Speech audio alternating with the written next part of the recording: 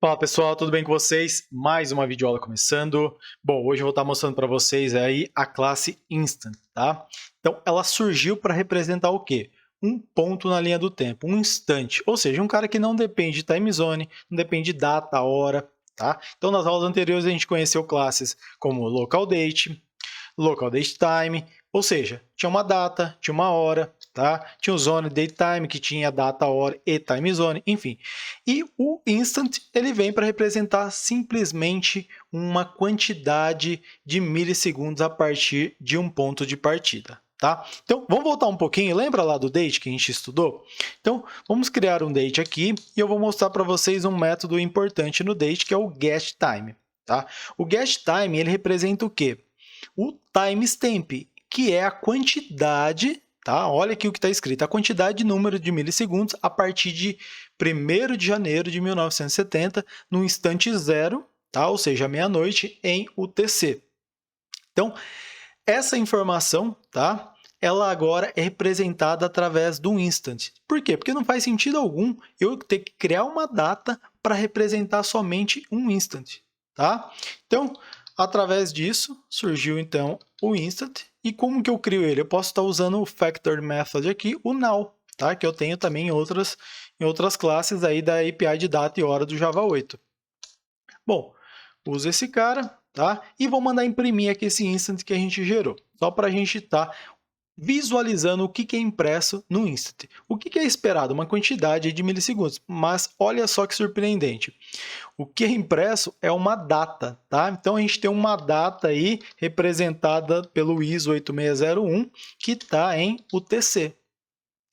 Tá? Isso daí foi uma decisão dos criadores dessa API, que seria mais amigável apresentar dessa forma, que visto que o toString é muito utilizado em logs de aplicação, seria mais amigável representar dessa forma do que simplesmente mandar imprimir o quê? A quantidade de milissegundos. Tá? Então, ao invés de aparecer esse número aqui totalmente cru, eles decidiram representar de forma mais amigável. Tá? Então, simplesmente uma decisão de design aí dos criadores da API. Bom, legal. Então, posso criar um instante a partir de agora, tá? Um instant.now.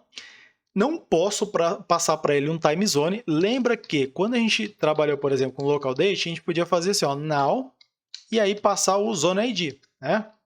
A gente tinha esse cara aí, criar aqui, ó, América São Paulo. Opa, América São Paulo. Então, a gente podia passar um zone ID aqui para o local date. Esse cara, o instant, ele não aceita.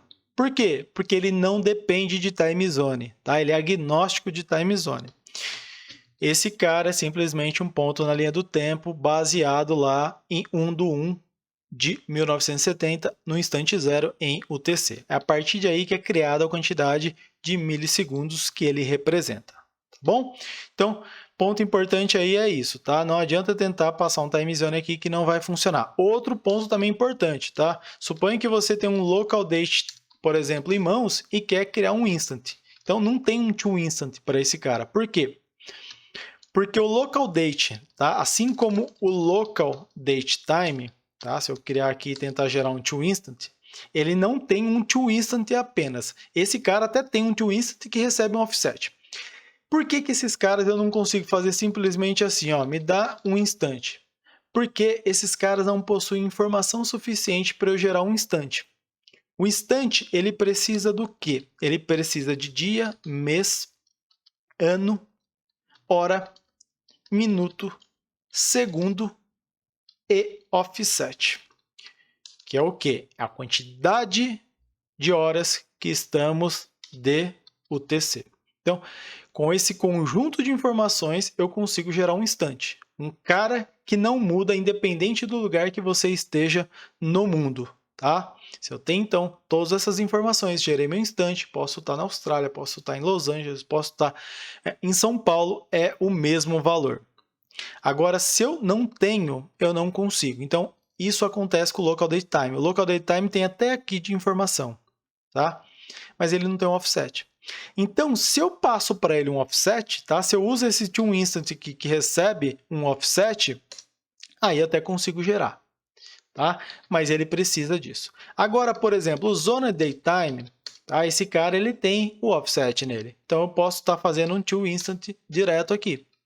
O Offset Datetime, tá? Ele também tem um offset, então eu posso fazer um toInstant direto nele. Bom, esses dois caras aí a gente consegue estar criando diretamente aí um instant. Bom, legal. Então, aprendemos que tem esses pontos de atenção aí, tá? Além do toEpochMilli aqui, eu tenho mais algumas informações, que é o quê? O epoch second, então ao invés da quantidade de milissegundos, eu tenho a quantidade de segundos desde 1/1 de 1970 no instante zero em UTC. Tenho também o nano, tá? Que é um número maior, nanosegundos, uma fração maior de segundos aí, ou seja, um nível maior de precisão. Então, quando eu chamo esse toEpochMilli, ele pega, tá? E junta essas duas informações aqui, o epoch second e o nano, tá? Que é a fração de precisão aí de segundos. Ele junta esses dois, trunca as casas necessárias e gera a quantidade de milissegundos, tá? Aí você pode estar falando o seguinte, poxa, mas na minha aplicação eu só precisava da quantidade de milissegundos. Eu preciso criar um instant para isso? Não. Você pode simplesmente chamar direto o system.currentTimeMillis, que é o método utilizado aí pelo instant, tá? Esse cara devolve lá o seu long que tem a quantidade de milissegundos. Então, se você precisa somente desse valor, já chama direto esse cara aqui, sem ter a necessidade de instanciar um objeto para isso, tá? Bom, e por fim, como que eu comparo um instant com o outro, tá? Então, vou criar aqui, colocar aqui, ó, instant 1, instant 1, e vou pedir aqui para ele gerar o instant 2. Como que eu comparo esses caras? Eu tenho aqueles métodos que a gente já viu em outros, tá? Que é o isAfter ou isBefore, tá? Passo aqui, quero comparar então esse cara com o instant 2, ele retorna para a gente um booleano, né? Ele retorna um booleano, e aí eu posso estar usando esse booleano na minha aplicação de acordo com a minha necessidade. Vamos mandar imprimir aqui, ó. O instante 1 está depois do instante 2? Não, né? Não está, porque ele foi criado antes aqui. Então, posso também fazer o isBefore, tá? Before, mandar imprimir aqui. Então, vamos estar vendo aqui, ó. E aí, ele também gerou aqui. Como que esses caras estão gerando, são executados de forma muito igual, tá? Por isso que ele não está nem antes nem depois, porque foi gerado praticamente no mesmo instante.